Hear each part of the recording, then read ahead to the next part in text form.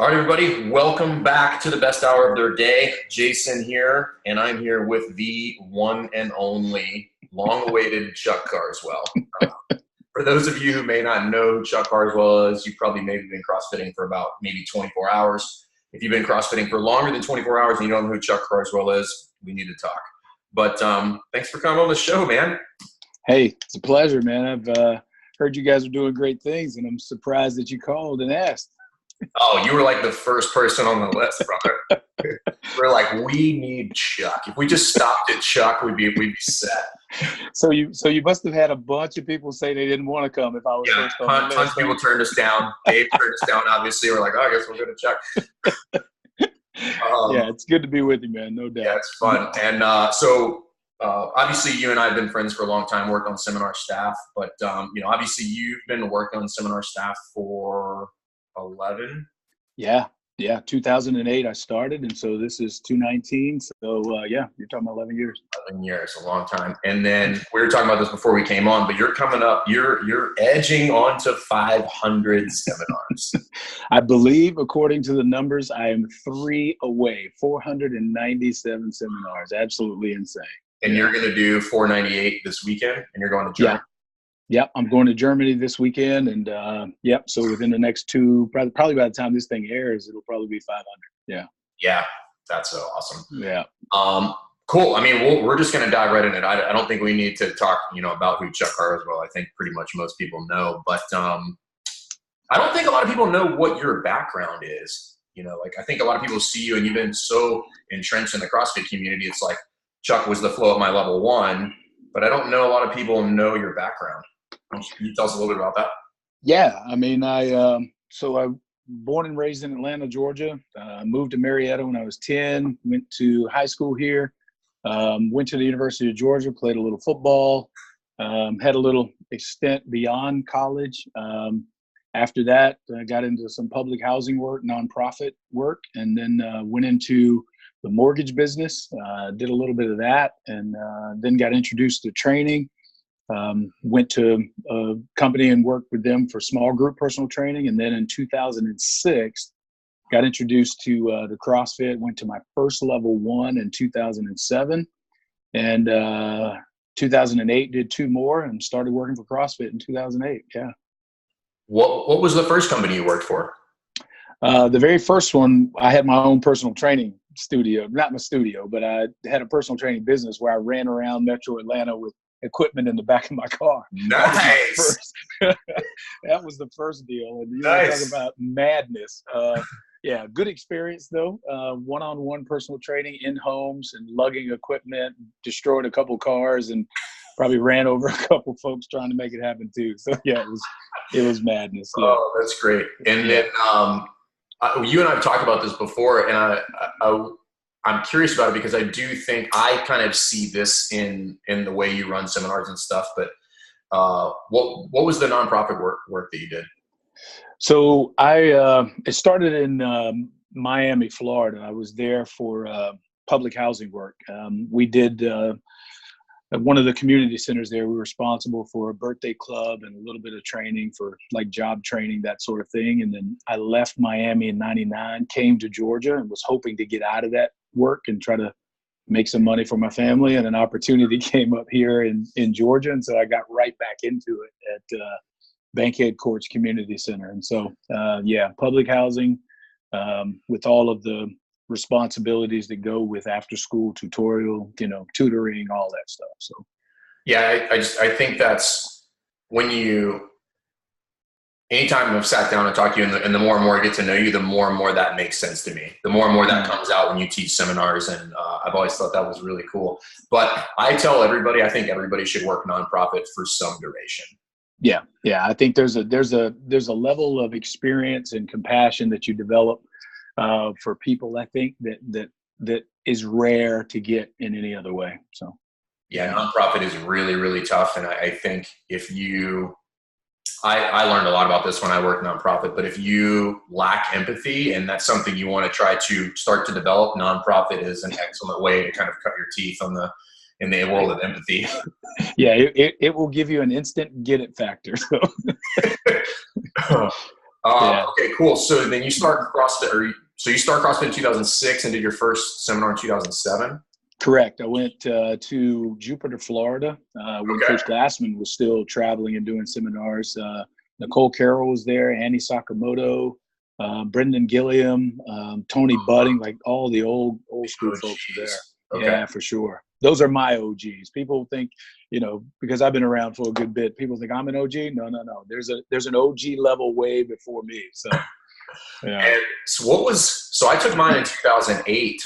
And I'll be honest with you, I remember who was I remember one or two people that were there, but I don't remember the course. I think I was just so excited to be there. Like, I don't remember much about the course.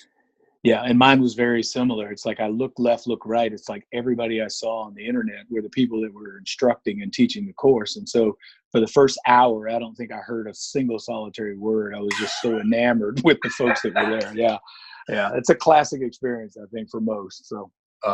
Okay, so then you're coming up on 500 seminars, and I think you probably have a pretty good spread between level 1s and level 2s, right? Yeah, I don't know how many level 2s. If they were to tell me, I don't know that I could, confirm or deny, but it's probably less than 100 level 2s, probably. Okay. I would think somewhere around in there. And I don't know if that includes what used to be called this CPC. CPC. Yeah. So it may be less than 100 level 2s, but if you include the CPCs, it's probably a third, maybe a little less. I don't know. Okay. Yeah. So for anybody who's listening to this who hasn't been around that long, I think I don't remember when the level 2 got changed, but the current level 2 used to be called the coach's prep course. And that was a change after they got rid of the old level 2, which was basically just a slaughterhouse. That's a great way to describe it. The CP, where dreams went to die. That's exactly right. Yeah, and yeah, I think and I hate to laugh about it, but yeah, it was pretty rough. Did you do that one? Yeah, I went through it. Yeah, I sure did. Yeah, you want me to tell you how I did? I do want to know how you did. So the old CPC, you showed up on day 1 and they gave you a little bit of instruction, a little bit of feedback on your coaching, and all you did on day 2 was come in and perform. You had like 3 opportunities to coach, and they would choose a movement, generally from the squats, from the presses, and from the deadlift, and it was expected to be rough. Fortunately for me, though, I was emailed the wrong manual, which meant I already thought I was going to basically fail anyway. So I literally had no expectations, and I probably was able to calm down and relax and did very, very well. So, yeah. Who did your evaluation? So there was Adrian Bosman, there was Nicole Carroll, there was Pat Sherwood, and Lisa Ray. And so, you talk OGs, that was like the cream of the crop right there. So I don't think most people understand how nerve-wracking that can be. Yeah. Well, to be under the watchful eye of somebody with that much experience, especially in the CrossFit community, and then, you throw on sunglasses on Adrian Bosman sitting down writing your evaluation indoors, which was just, I was so petrified, man. But, he was, Jade Ackerman did a podcast with him last week that'll launch probably next week sometime. So, but he's got some stories too, man. Yeah.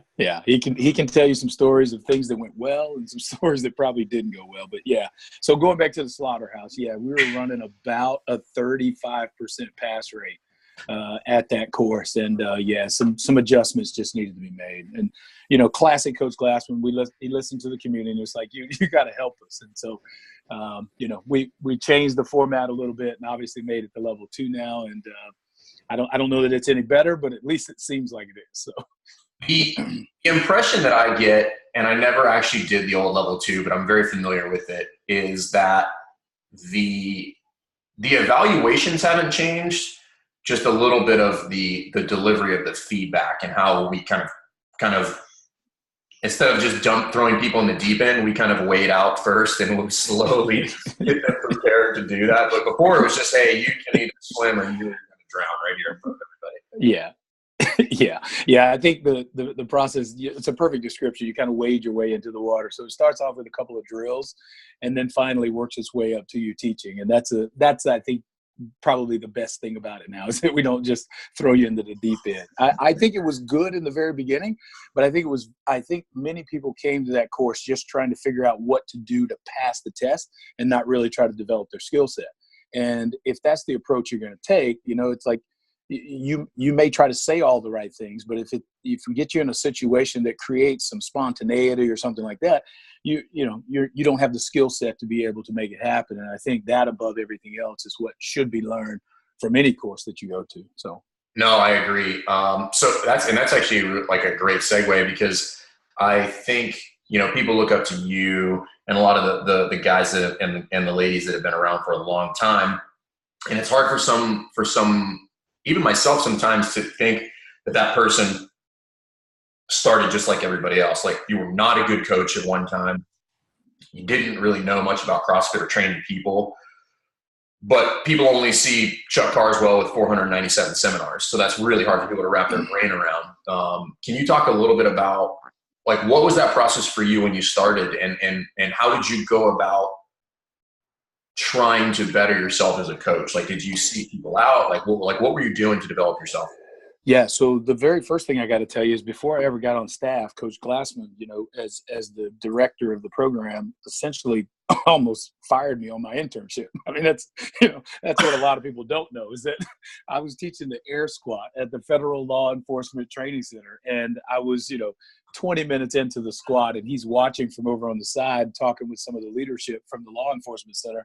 And he just said, "Excuse me," and walked over to my squats group and was like, "That's wrong, that's wrong, that's wrong," and turned around and walked out. And just literally just dropped the bomb right there in the center of my circle. And I've told that story multiple times, but I think it's important to recognize that it's the feedback component. I think when you ask me what did I do to develop my skill set, it's like you have to be willing to take feedback. And it's just that cold turkey. He walked in and said, "Hey, that's not right," and then stepped out of the circle. And fortunately, what it did is it helped me kind of focus my attention on what he was able to see outside the circle. And so one by one, we were able to make some corrections with him. And then, later on, he obviously gave feedback that, hey, this guy might have something to it. I think probably the biggest thing that he might have recognized is, hey, I didn't collapse and fold my tent and then, bail on it. It's like I stuck in there and tried to actually make some level of improvement. And so I think for any trainer, whether you're, 5 years in or 2 years in, it's probably a skill to be able to receive feedback, just to internalize the information that's being given to you and not take it offensively. Take it as an opportunity for improvement and see what you can do with it, I just wish that I had gotten that, earlier. So What was some of the toughest feedback you've ever gotten? So I sat with Pat Sherwood and Andrew Thompson, and Nicole Carroll. One of the first times I got with Pat, he probably gave me 2 pages of feedback. I'm not going to tell you all the specifics, but I know for a good year, I probably had it with me. Andrew Thompson probably gave me a good solid page of it. And Nicole Carroll gave me 3 pages, one of the first times she ever gave me feedback. And a lot of it was regarding the relentlessness piece. I was making improvements, but it was just, I gave up way too soon. And so for her, it was probably more of a prodding and a poke to challenge people a little bit more and not maybe be so nice in terms of the effort level I was requiring from the athletes I was dealing with. I've always struggled with, I guess not necessarily me personally, but struggled with trying to convey that idea to coaches because it's a fairly abstract idea. It's just like, hey, try harder. Mm-hmm. I've seen you do this with athletes. I've been fortunate enough to watch you run groups and circles and stuff like that. And, I think what needs to be understood about that is that relentless piece, like, that's an art. It's not something you can just be good at. But, is there something that are there certain things you figured out about how to be relentless while making that palatable for athletes? Yeah, I think the balance is the acknowledgement of improvement, and we talk about a lot of the 6 criteria places like the level 2, and one of those things, the correcting phase has to have some level of acknowledgement of improvement, and if you're not doing that, it's like nobody loves being told what they suck at all the dang time. It's like it's a requirement for an athlete to get better. It's a requirement for a point guard to handle the ball better. It's a requirement for coaches too. If you don't get some positive feedback, it's very difficult to keep giving the same level or an even greater level of effort. And so for the athletes that I've tried to see improvements in their movement, I think it starts with, hey, that was better, but I still think we can get more.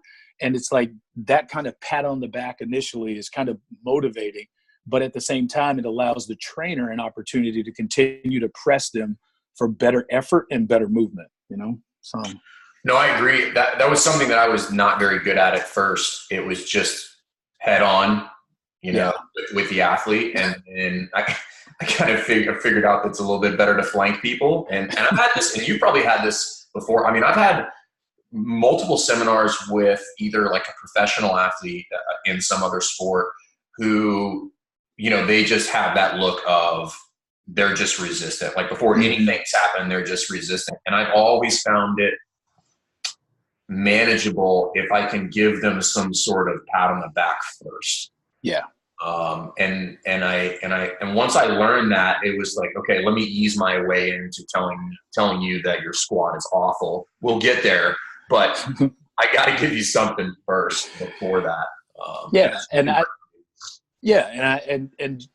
I think that acknowledgement of where an athlete is too is has some value. It's like, yeah, you're a good athlete, maybe for somebody who's not great. You're a good athlete, but I'm going to make you even better than that. And then taking a great athlete and finding those 1 or 2 little nuggets that can make them even better than where they currently are. I don't know anybody that has a pursuit of maybe excellence is the right word, a pursuit of being better, that wouldn't be willing to hear an outside voice that's capable of recognizing, the areas that need some improvement. So yeah, no, I agree. Yeah. Since we're on this topic, obviously, you're coming up on 500 seminars, which means you've given a tremendous amount of feedback. So for those of you that don't know, obviously Chuck works at level 1s and has been for a long time, at which point we're giving a lot of, instantaneous feedback to the athletes that are moving. He's also been working at level 2s, where that's a lot of immediate feedback to coaches that are coaching.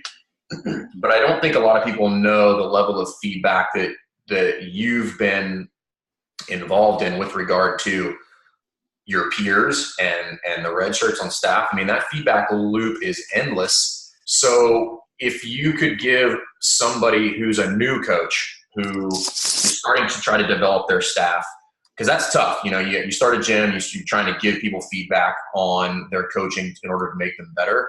What would be some kind of do's and don'ts with regard to that? Ooh, brother, that's tough. I'm a huge fan, and sometimes people disagree with my philosophy, but I think that the philosophy is judged by the person that's actually giving it. And so my philosophy is always to ask, how did things go for you? How do you think it went? And what that does for me is it gives me a perspective as to what I really need to address. And, I feel like a trainer that can self-assess is probably in a good place and doesn't need, to necessarily be punched in the face right away. And so they can be kind of steered a little bit where a coach that has zero get it factor and is oblivious to anything that went right or went wrong is probably going to need a little bit more direct feedback. So the first thing I would recommend is make sure you're on the same ground, if you will, that we both have an understanding of what really happened here. And then from there, I'm all about working on 1, 2, no more than 3 things. Like that's just anything more than that to me is counterproductive and frustrating for the coach. I would probably give, 1 actionable real thing, something to possibly consider, and then maybe a little more of a stylistic goal at the end. Like those to me are probably the best way to see results, because obviously one of them is quantifiable, the actionable piece. Hey, you need to do this. You didn't start the class on time, or you didn't end the class on time. That kind of thing. Group management stuff is probably, more actionable as well.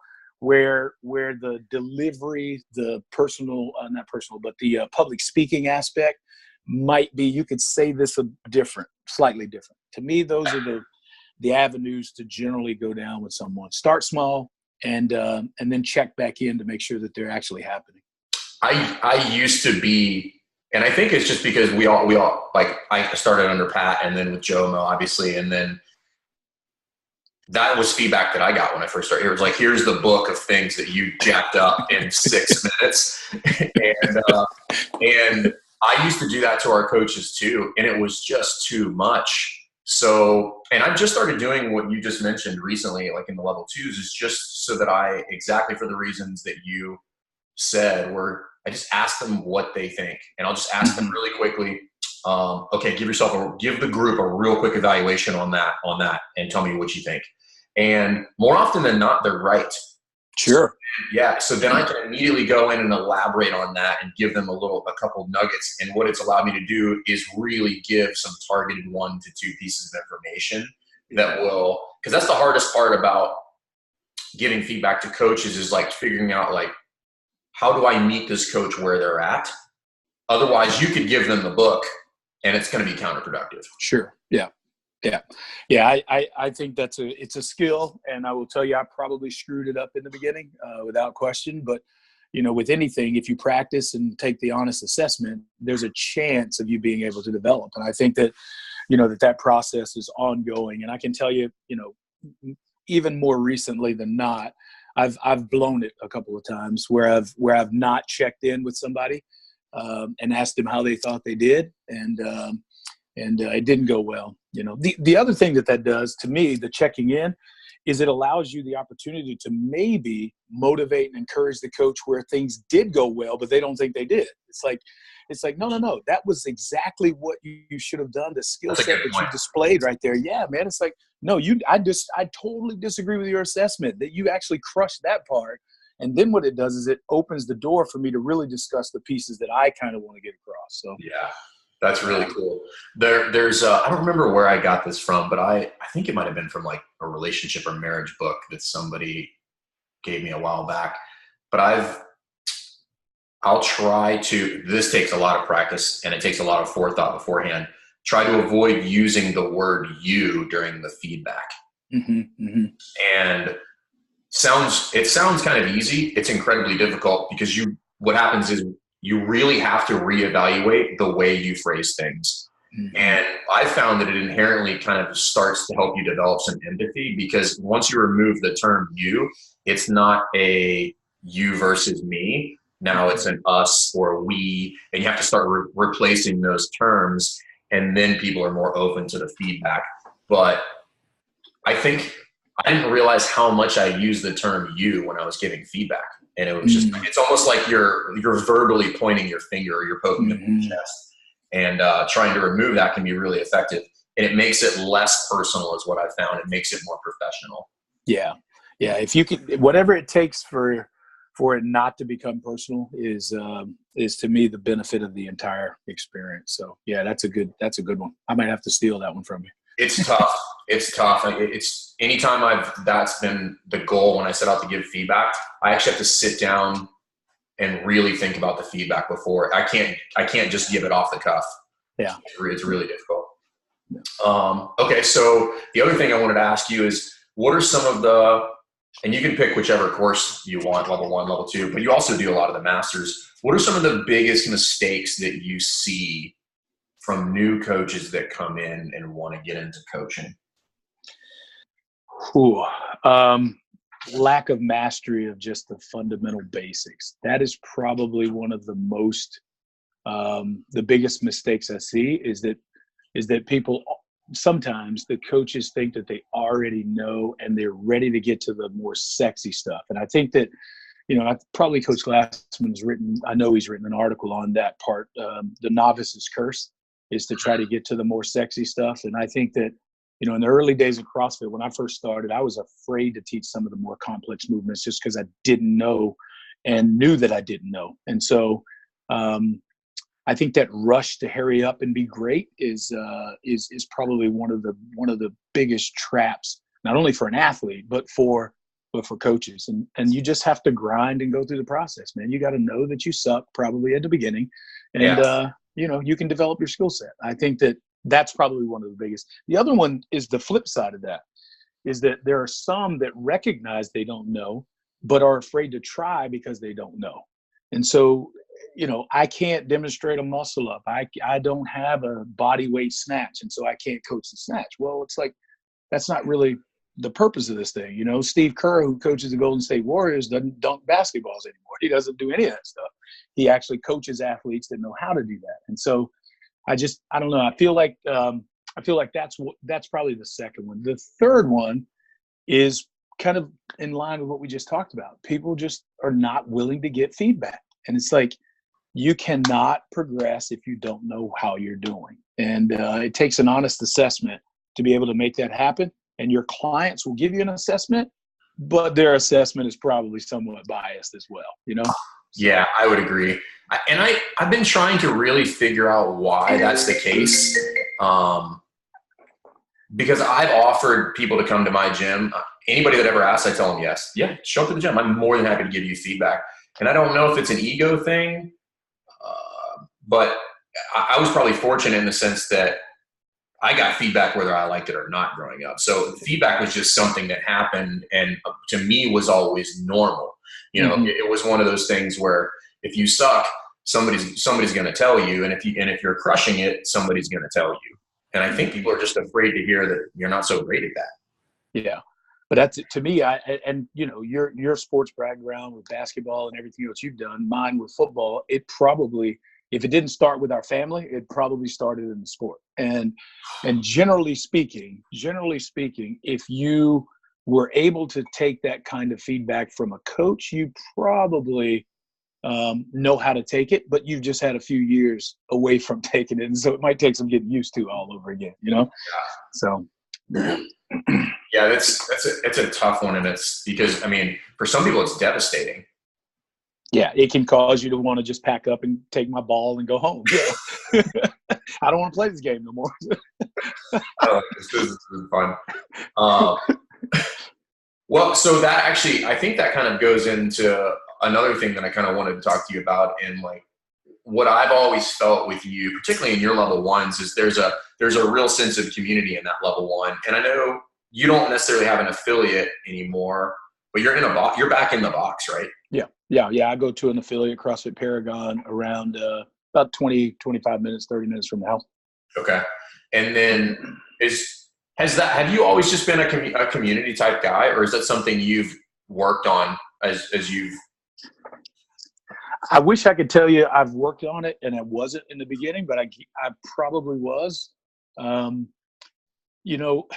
I think part of that probably started just in the team atmosphere too. It's like, there's, I don't know, 60 football players on your team. And it's like, you're trying to always be together, that kind of thing. And the community experience that I did with the public housing definitely helped with that. You're only going to be as successful as many people are as involved in the program. And so you kind of have to develop that. I think I've always been that way. And, and it probably came from Coach Glassman too. He said one of the statements he made at the level one was chasing excellence, that kind of thing. And I that really stood out to me. It's like, yeah, you're right. I've done the flyer thing, trying to grow my business. I've handed out business cards. I've been to restaurants and all that stuff, and literally minimal to no response from that. But it just seems like that if you just focus on doing something really good, really, really excellent, and providing a good community for folks, it's like, it's hard for people not to want to be a part of that, And I think that's always been kind of a part of me. But I've tried to make it more explicit at the level one to be something that we work on, because many of the people that come to the seminar may not have been community folks, may not have had that experience.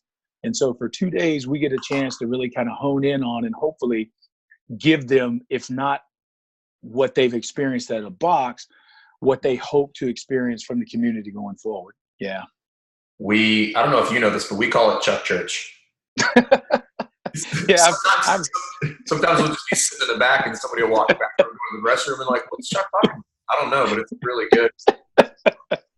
Yeah, we've blown a couple of level 1 timelines dealing with Chuck shirts too. So sometimes I'll just be sitting in the back and I'm like, man, I wish I knew how we got here. This is a rabbit hole. It's really good, but I have no idea how we got here.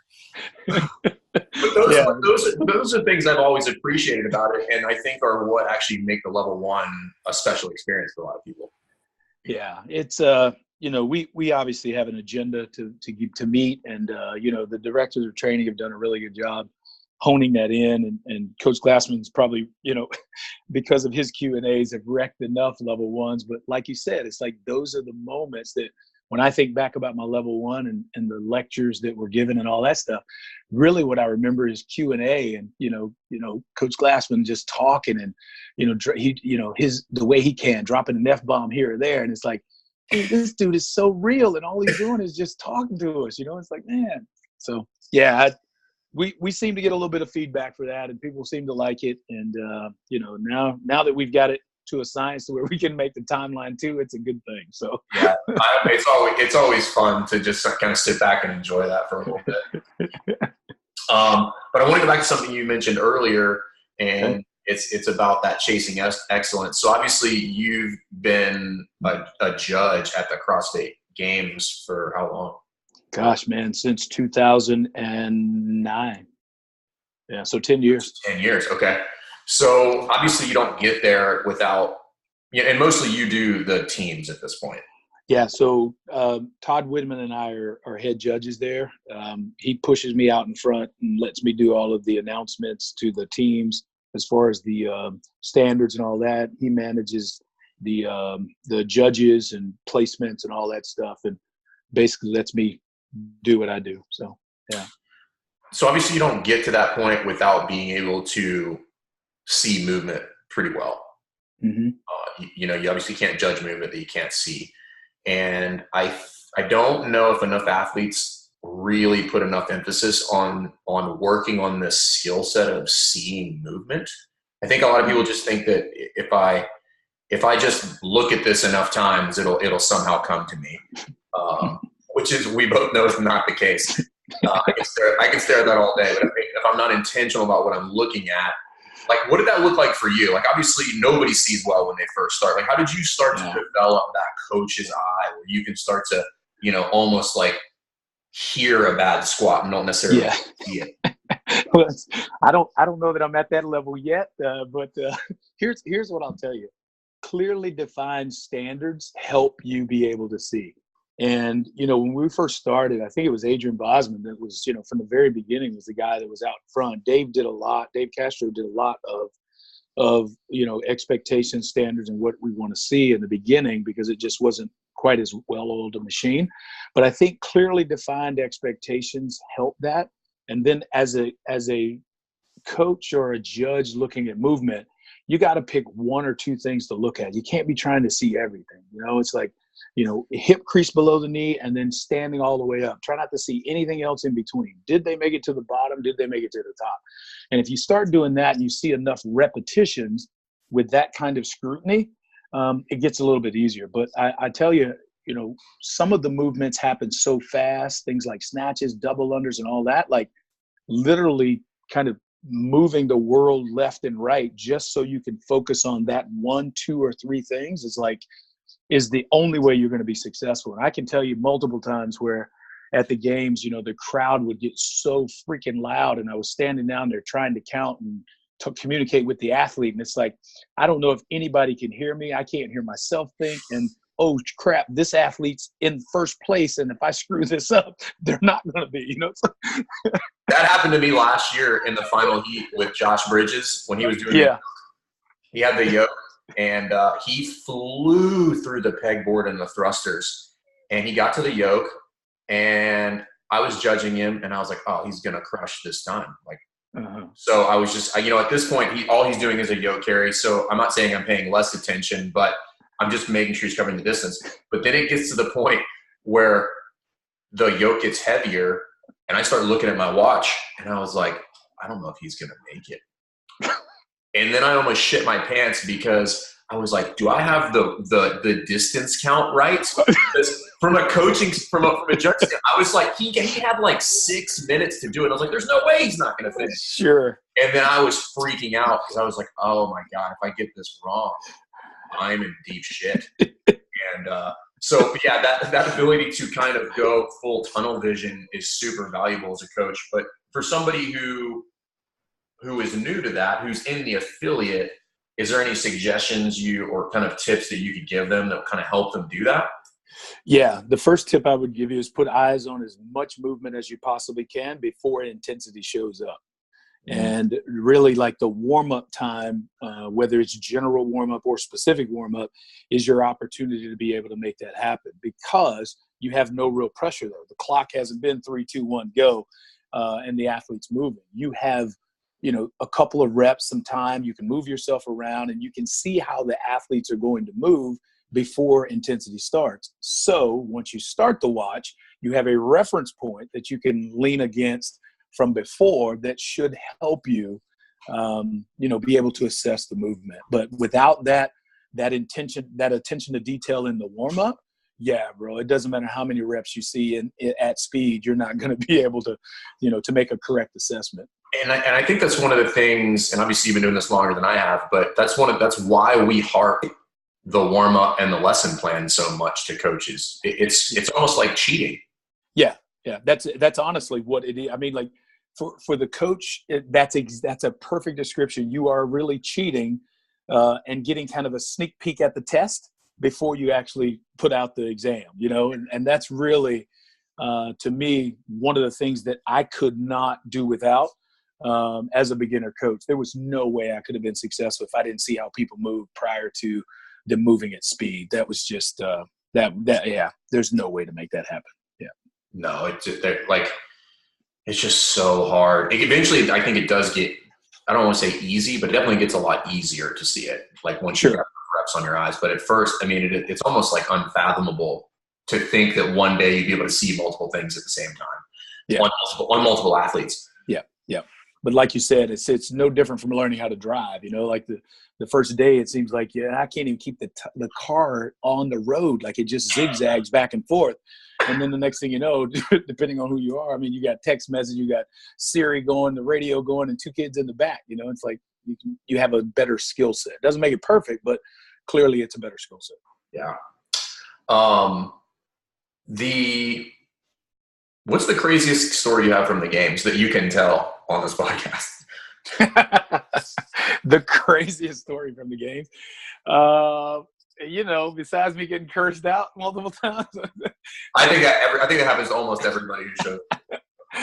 The craziest. I can tell you one.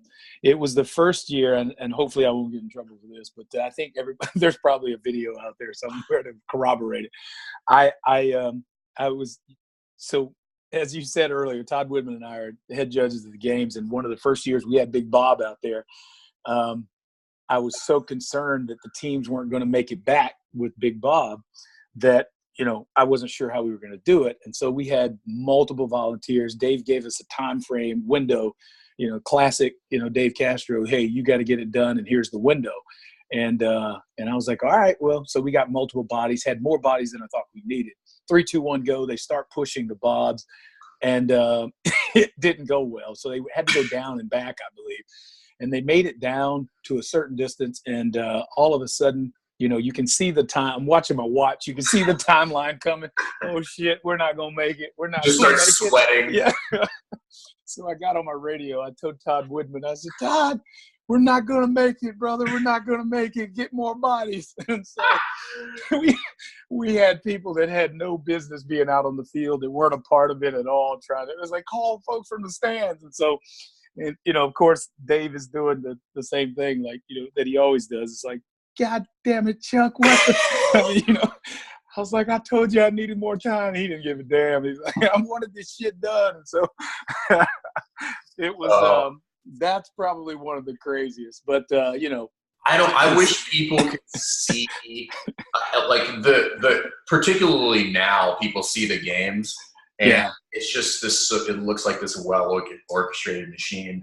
And And probably very similar to the level one at this point. I'm probably a little bit less chaos in the back of the house for level one, or a lot less. But I don't think people understand like how chaotic that can be behind the scenes sometimes.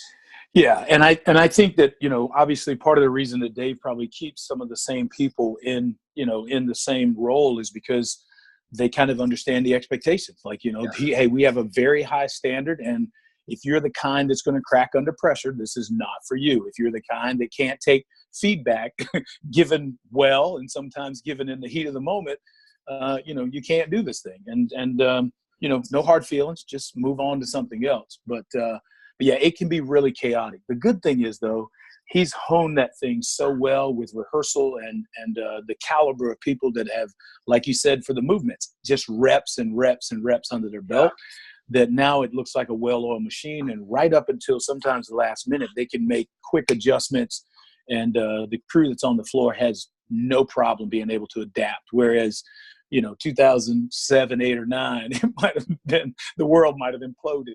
I think everybody that walks out on the floor now, like, doesn't even expect the plan that we just reviewed to actually be the plan. It's like, this is going to change right now, so I'm just going to be prepared for this to change literally 30 seconds before the end. Yeah, just be fluid on the scene, man. But yeah, I'll tell you some other cool things, and you didn't ask for this, but I gotta try to leave on a better note with this. I got a chance to be a part of Annie Thorsdottir first experience at the CrossFit Games, and so at the ranch, brother, yeah. And so she was, did you judge her on the muscle up workout, didn't you? Yes, sir. Right. Yeah, and there's a video or something like that out there too. I think an artist has done a painting sketch or something of it. Like, anyway, that was a really cool experience because obviously she didn't have any knowledge on that movement and nailed it. Miko Salo that year, that was a cool experience. I've judged Rich. The first year we were at the Home Depot Center doing pistols. That was a really cool experience. And that was way before the judge was supposed to not be seen. He's just supposed to be, on the scene. And, I think he was doing pistols, and with every one of his reps, I was shooting at him. That kind of like some weird thing. I don't know. I had a pencil in my hand, and I was just trying to make sure he could, I was counting appropriately or something. I don't know. Oh, that's great. I'll tell you probably the coolest. Seen Spiel do some stuff, and when the sandbags were being thrown over the wall, we had a good exchange. But probably one of my favorite was at regionals, and it was Matt Frazier. He was, his first year, I think, on the scene or whatever. And he would, there was the snatch, 1 rep max snatch at Reebok. And pretty cool experience of watching this guy. And one of the reps didn't look like he got below parallel. So I ran over to his judge and yelled nice and loud so that Matt could hear, "Hey, you need to get his ass below parallel." And the judge is like, "All right." And Matt clearly looked and heard it. And so the very next rep, it's his turn to go again or whatever. He snatches. He's hanging out in the bottom of the snatch, and he looks left, look right, and finally he and I make eye contact, and he just nods his head multiple times. I was like, "Yeah, you own that one." So he was just sitting in the bottom waiting. I like him because he's cocky, though. I kind of like that about him. Yeah, very much so. Yeah, he's a good dude, but I do like that about him. You knew at that moment that there was there was something special about him. Without question. You're like, you might be somebody one day. Keep doing what you're doing. Keep doing what you're doing. So obviously you've been doing level ones for 11 years. How much has that changed since you've been on staff? Like that course? Gosh, the course has changed tremendously.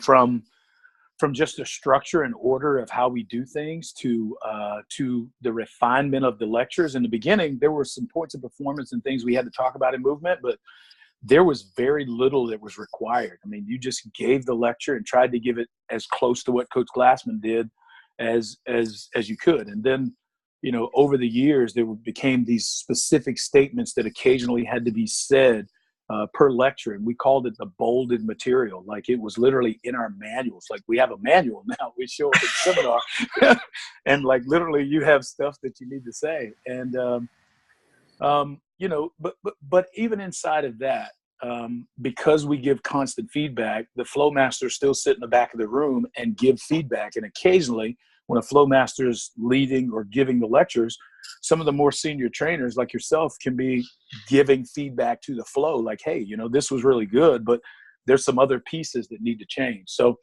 we've standardized a lot, made it the same so that we can pick it up from, Virginia Beach, bring it to Atlanta, to take it to Iraq or Afghanistan and do it on a base there. We can, it's transportable. And what that means for the people that are taking it is that regardless of what city you're in, you're getting the same information. The only thing that's different is you're getting someone else's versions of Chuck Church or interactions with Jason Fernandez, so. You said something important there, which was, for those of you who don't know, who haven't taken your level 1, first go take your level 1. But the second thing is the flow master. And Chuck, how long have you been a flow for? Probably since 2009. So okay. almost so 10 almost years. 10 years. Yeah. The flow master is the person in charge. And it's not uncommon for that person to really, not just because they think that's what they should do, but really ask for genuine feedback to the other people, from the other people on staff that could be very, very junior to them. And I think that's super important and something that I have really tried to hone, and I probably still don't do a good enough job of it. But from a coaching standpoint, I think whether you're a gym owner or a head coach at an affiliate, you have to be open. You can't just be the only one giving feedback. Yeah, you can't. And if you're doing that, I can tell you're tilting the scale already. It's just not, you're not where you need to be. And I'll go a step further. Early on, when I started to develop my skill, I received feedback from the Adrian Bosmas, the Todd Whitmans, the Lisa Rays, and Nicole Carroll, Dave Castro, all those guys. Pat Sherwood sat me down one time and he said, let me just tell you something. No one gets better being told what they do great all the time.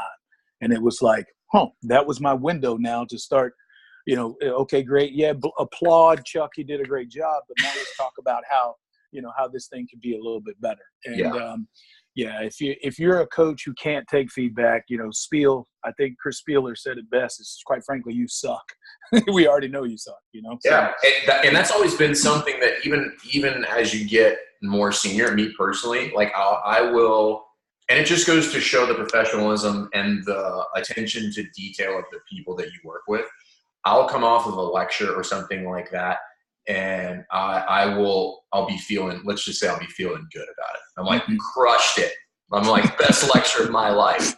And I'll get some really minute feedback. And the feedback is largely like, hey, great lecture, but it could be better. Yeah. And I think that's important for everybody to understand, is just because it's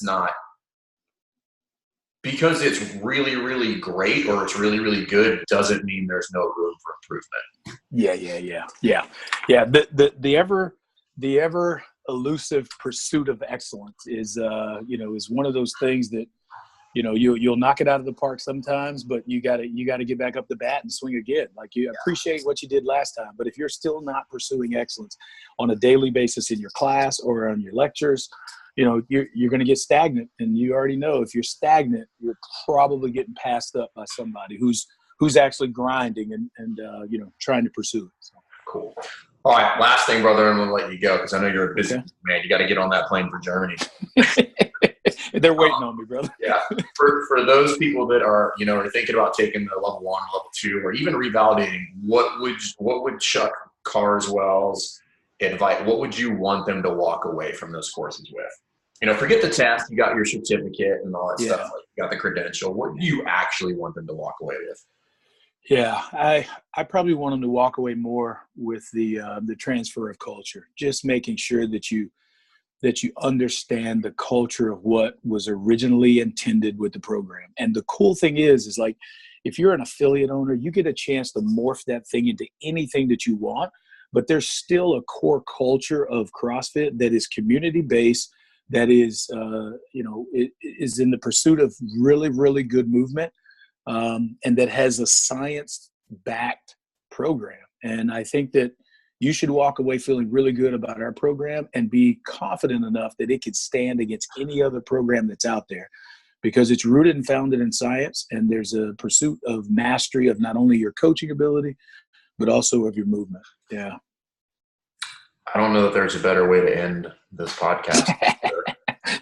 There's always a better way, bro. We just No, I think that was awesome. I was told to ask you if there is a possibility that one day you're going to get a social media handle on Instagram.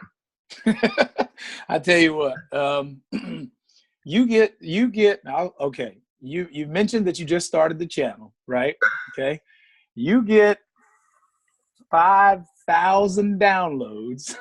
Oh shit. Okay. All right. When you get 5,000 downloads of this podcast, then we'll talk about it. I'll make it a reality. Everybody share this with your mom, your dad. We need to get the hashtag Chuck doesn't have IG. He's got to go. That'll be my standard. How about that? Okay, I'll do it 5K. Done. Yeah, done, sir. 5K. Put it awesome. Down. Hey, brother, thank you for your time. And honestly, from a personal standpoint, thank you for your mentorship over the years. My first ever level 1, wearing the red shirt, you were the flow. It was in Atlanta, and I was so fucking nervous because you floated and you watched the group, and I was like, I'm gonna get fired. I'm gonna do one seminar and get shot. That's it. Not even close. It's been real.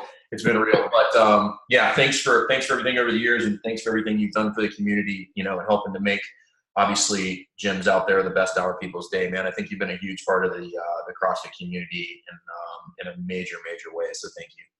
Yeah, well, I appreciate your friendship and your leadership, brother. Anything I can ever do for you, you know where I stand. I appreciate it, my man. All right, guys, if you need to get a hold of Chuck, you'll have to wait until we get 5,000 downloads so you can social media or see him at the level 1. So, all right, brother. Thank you. I appreciate it.